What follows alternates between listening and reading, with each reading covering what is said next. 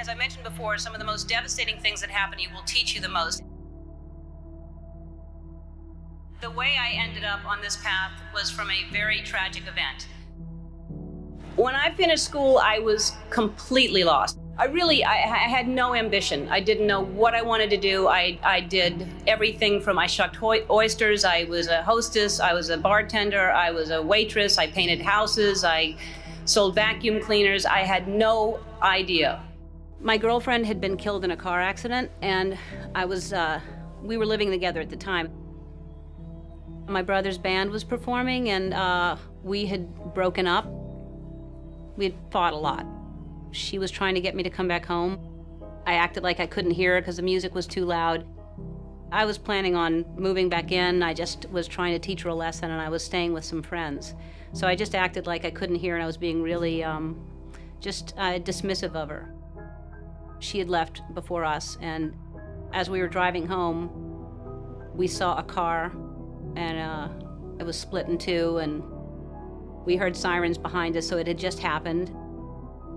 Nobody was there yet, and we just kept going. And I found out shortly after that it was her. And I was living in a basement apartment. I had no money.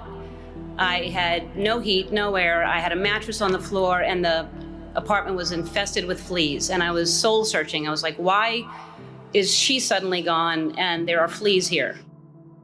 I started this path of stand-up, and it was successful and it was great, but it was hard because I was trying to please everybody, and I had this secret that I was keeping, that I was gay, and I thought if people found out, they wouldn't like me, they wouldn't laugh at me. So at the time you told your dad, he was with, his new wife, right? And your stepmother. And what happened?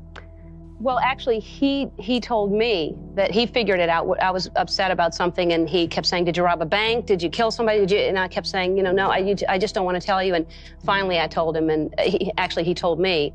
And then they asked me to move out of the house. And so because she had two little girls that they worried that it would influence them. And it was still, everything was fine. It was just they didn't want me living in the house with the two little girls, which really hurt because I loved them, I finally decided that I was living with so much shame and so much fear that I just couldn't live that way anymore. And I decided to come out and make it creative, and my character would come out at the same time. And it wasn't to make a political statement. It wasn't to do anything other than to free myself up from this heaviness that I was carrying around. And I just wanted to be honest. And I thought, what's the worst that can happen? I can lose my career. I did. I lost my career. I got, the show was canceled after 6 years without even telling me. I read it in the paper. The phone didn't ring for 3 years. I had no offers. Nobody wanted to touch me at all. And yet I was getting letters from kids that almost committed suicide but didn't because of what I did. And I realized that I had a purpose, and it wasn't just about me, and it wasn't about celebrity, but I felt like I was being punished, and it was a bad time. I was angry, I was sad, and then I was offered a talk show. And the people that offered me the talk show tried to sell it, and most stations didn't want to pick it up. Most people didn't want to buy it because they thought nobody would watch me.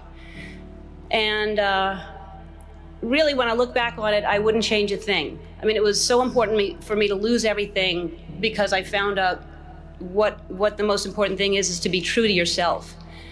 And ultimately, that's what's gotten me to this place. I don't live in fear. I'm free. I have no secrets. And I know I'll always be okay because no matter what, I know who I am. For me, the most important thing in your life is to live your life